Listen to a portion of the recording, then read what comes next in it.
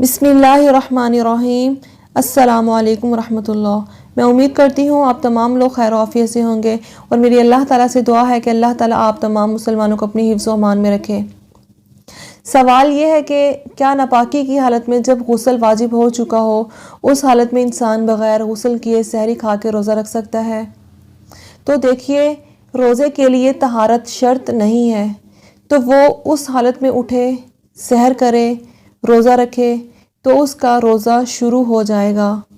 پھر اس کے بعد غسل کرے اور نماز پڑھے، اس میں کوئی حرج نہیں ہے۔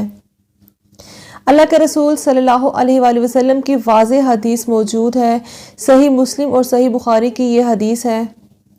حضرت عائشہ رضی اللہ تعالی عنہما فرماتی ہیں کہ رمضان میں ہم جنابت کی حالت میں ہوتے، پھر آپ صلی اللہ علیہ وآلہ وسلم رات میں اٹھتے، سحر کرتے، اس کے بعد ہم غسل کرتے۔ تو اگر رمضان کی رات میں کوئی شخص ناپاک ہو جاتا ہے تو وہ ناپاکی کی حالت میں سحری کھا سکتا ہے۔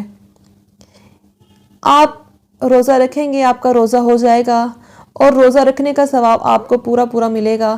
لیکن ایسا ہرگز نہیں ہے کہ انسان کو غسل کرنے کی ضرورت پیش آئی ہو تو وہ سحری کر کے روزہ رکھنے کے بعد بھی غسل نہ کرے۔ جتنا جلدی ہو سکے اس کو غسل کر لینا چاہیے۔